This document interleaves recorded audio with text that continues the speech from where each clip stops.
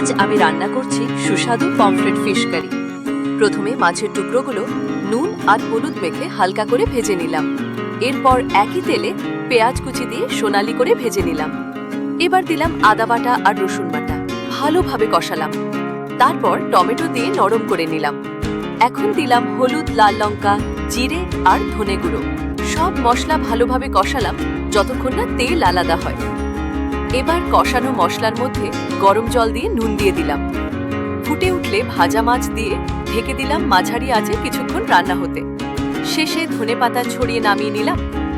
গরম গরম ভাতের সাথে পরিবেশন করুন দারুণ স্বাদের এই পমফ্রেট ফিশ কারি। যদি এই রেসিপি ভালো লাগে তাহলে চ্যানেলটি @Manjusrikitchen সাবস্ক্রাইব করে পাশে থাকবেন।